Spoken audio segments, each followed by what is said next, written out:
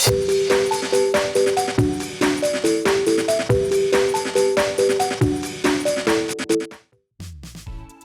it going, YouTube? It's Panda time. In this video we have more Pauper tournaments, or more games from the Pauper tournament, I guess I should say. This is red going up against purple, although this purple build is a bit different than the one we saw yesterday. I think this one is playing like Anubismon top end, which is pretty cool. As for the red deck, I actually think red is kind of cool in this format. You kind of just make a stack that's gonna hit really hard. The Phoenixmon from the EF collection has +1 security. It gives you card when you swing. And then, you know, within Heralds you'll be swinging for a lot of damage, especially because there's also lightning jabs for extra checks. So it's still like that classic red game plan of like, you know, you build a good stack and then your level 6 is just swinging for a bunch of damage at the same time. You could also play delicate plan if you are scared about options and things like that. So we see red players building the back, while the purple is, you know, content to go out there, use the EX Lady Devi to get some mill. And we do see the Anubismon in there. The Atomic as a way to clear the Lady Devi, you know, doesn't want to have to deal with that level 6 next turn potentially. And we also see Nidhogg. So I talked about, you know, Nidhogg is just a great card in general, like draw discard synergy is insane, but it's also a pretty good level 6, especially in a format like this, you know, where like the quality of level 6 is just not that great. And Fly Bullet. So both players made stacks and then both players answered with an option. Of course, Fly Bullet a lot more expensive, and this gave enough memory for the red player to just instantly go into level 5 right away. You see the scatter mode swinging, it does die in security. If you're playing purple, you know, scatter mode engine is just too good whether it's Pauper format or not. But remember, the Icemon is going to be limited in BT8 format, so enjoy it while you can, because him and Savior Hugmon are going to 1. Feels good, man. Does have the Icemon to discard. And I think key here is memory choking. You don't want to give your opponent memory to go into level 6 and hit right away. Again, you know, this is a format with no tamers, so being able to memory choke is a big deal. We can see that red player does play Gravity Crush, which is a great way to extend plays and, you know, get the memory you need for the turn.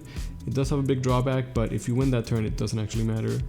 See, Lady Debbie has quite a bit of cards in trash. Goes into the Anubis, which is just, I mean, Anubis is good enough to see play in regular Digimon, right? As a main boss monster of a deck, maybe not ideal, but it's still good, right? Like, you get extra body, you get free swings. I don't know if you get summoned off the trash in any other ways. I guess there's always Icemon discard to get rushed, that also works, right? You know, Anubismon is pretty solid. He's only 10,000 though. Red player is still, you know, staying in the back. I guess he's waiting to get that level 6. He wants to make sure that when he does have the level 6, he can go into it safely. But that means that he's like forced to be hard playing stuff. Digiball been trying to dig for the level 6 that he's clearly missing, right? And while this is happening, purple player has time to, I think, go on the aggressive. Like, sure, the Anubis is only 10k, but you can swing with it. Night Raid is pretty good, a way to get a rookie, and it is going to have rush from the Anubis. So yeah, I think he should just be like swinging very, very aggressively, not give the red player time to set up his combo, and make sure he continues to memory choke. The Geo Greys are fantastic. Geo Grey and Quartermon, two really, really strong Digimon. Again, two cards that are really good in regular Digimon, but can shine in a format like this as well. It is an extra body for red, but he hasn't actually done any damage. We see another Night Raid. That's pretty crazy. This time it is going to pass turn, right? But still, memory choking to 1. It's going to force out the Atomic. Anubismon's still on the board though. I feel like he should be swinging with Anubis as well. The 10k, again, it's likely to survive, and if you give less than 3, it's not like he's going to get swung over, right? Like, I mean, it might die in security, but it's so unlikely. I think you just take that L if it happens. His deck is really cool though. Has a bunch of Night Raids. Ways to summon things from the trash, just sit in the Anubismon and get a bunch of chip damage. I like it, it's a cool idea. It's definitely different than the other purple deck we saw. So yeah, I think you swing, man. Alright. Yeah, Sakai swings. Deathclaw the blocker, solid. So yeah, if Anubis had swung last turn, then this turn Anubis will be swinging for game, right? That's the difference basically. but instead he has to go a little bit slower. If he had another way to like Night Raid or get something else from the trash, I guess he might have game, but he doesn't. Gonna just play the Electmon, which is still a pretty good play as a way to memory choke. We know the red player does have the, you know, potential for the extra memory from the crush, but like if he doesn't have a level 6, then it doesn't matter, right? Yeah, shows the cards, but it doesn't matter if he doesn't have the level 6, sadly. It's like too long to wait.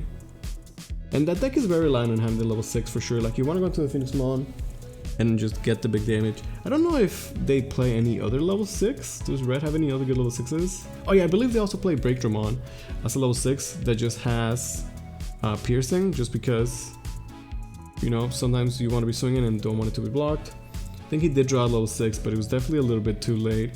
So that's game 1 going to the purple Anubis deck. Going into game 2 here, we'll see if red player can actually get a level 6 this time around.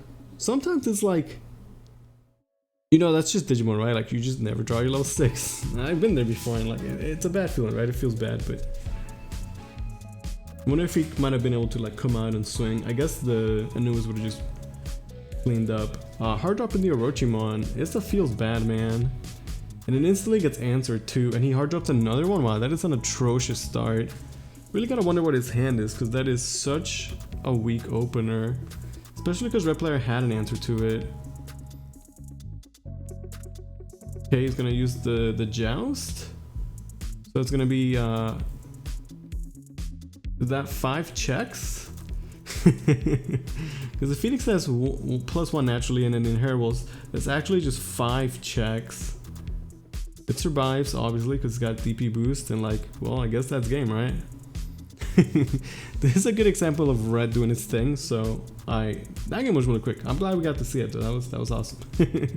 Obviously purple didn't do anything. All I had to do was, you know, hard play level 5s, expensive ones at that, which is less than ideal. But it's funny that we got to see the full red combo. And again, even, you know, like this is still red at its core. Security plus, big DP, big swings. What else do you expect, right? Hits into a Geogray, which kills the Electmon. I mean, that's just game, right? Like, there's no coming back from that. Phoenixmon swung and survived. There's a BO in the racing. Deathclaw is there, but yeah, that's just game. So, a very quick game 2. Going into game 3 here. Gonna see if purple can bring it back. You know, hard drop in level 5s. Just feels bad, man, no matter what format it is. Hey, there's a rookie Lavramon and scatter mode. That's the best possible opener, right? Doesn't get any better than that. We see a BO. I like the idea of just, you know, keeping the blocker. I think again blocking the scatter mode hit is good. Just gonna force out the Deathclaw right away. Gonna see if there's any ice monsters to discard. I think when you discard the snake, it has that effect where you draw a card. And then the Inheritable also lets you, like, I think it's when you discard you gain a memory. So it's actually a pretty solid card. It's just like in the regular Icemon or like Lilith decks, there's just like no room for that, because like you have to play a Cerberus package, and if you have any extra room, you're playing like Lady Devi's, right? But it's not a bad card at all. BO swings into the memory boost, and another Scattermore is on the field. So honestly, still pretty good for purple. He's able to cycle through a lot of the deck. Yeah, definitely swing over the BO. And then I think the game plan is just memory choke as much as possible. It's interesting to see how players would use the memory boost. I feel like you want to use it to guarantee like a really powerful play. Like in this case, if he just did Lady Devi and passed 2 memory, like I feel like that'd be totally fine. With 2 memory, the red player couldn't do anything. The Atomic is there, such a good card, man. Atomic, so strong. Gonna be Digivolve into the Snake, and goes into the Anubis right away. I think this is fine. He definitely wants to get the Anubis on board as early as possible. We saw his deck is definitely capable of getting a lot of value out of that. So it seems correct. It's gonna force out the Gaia Force. Red player staying in the back. Where's the Icemon discarded? I guess red still has that good removal as well, right? Again, like very classic red things to do. Which is, I guess, kind of cool. I do like that red deck. Okay, Lady Devi. Maybe he can go into another Anubismon. I imagine he plays 4 of them. And then Lady Devi Inheritable is actually pretty sick. Has quite a bit of bodies to work with, and Night Raid becomes super good once the Anubis is out, right? It's like 2 memory, the all 1 damage, some new body. It's actually insane. I like Anubismon in general. He's just a cool card. He's a cool Digimon. He's got nice art. I love the alt art. I definitely paid way too much for it at DigiFest, but you know, it is what it is. Okay, rookies are swinging. It's definitely fine if they die. Last time he just never swung with the Anubis. I feel like you do want to swing with it though. He's like playing it like super safe. But I think it's correct to swing with Anubis. Again, like, what do you fear, right? There's only a level 4 on the opposing side. Okay, so once again, we haven't seen like red player be able to go into the chain. And I don't know, I feel like he should have been promoting and like trying to get more cycle. We see a Guy Force that does clear the Anubis, but once again passes over so much memory. With 8 memory, he could definitely build into another Anubis. Or I guess just go super wide maybe. Gonna be swinging first, getting that damage. There's a Phoenixmon. Might have needed that a lot earlier. Have the Icemon discard. Yeah, he could just go into another Anubis, right? Or promote, I guess. He just needs 1 more damage. Like, either he has a way to do the 1 damage, which is I guess unlikely at this point. But he could just go super wide. Gonna be picking up a snake. And then forgot to leave the memory boost on the board. That definitely should stay on the board, right? Okay, and then goes into the Anubis. So this way he passes turn with 2 bodies. Honestly, I don't know if this is better than just like summoning a bunch of dudes. Especially because the Anubis is already suspended, right? This card's a Nidhogg. Okay, so once again, red is in this awkward situation where it's like I guess he just wasn't able to do too much this game. He wasn't able to get the stack. The removal was there. We had that awkward handshake, but it was a fun game. Cool to see red and purple. I hope you guys enjoyed that. Thanks for watching.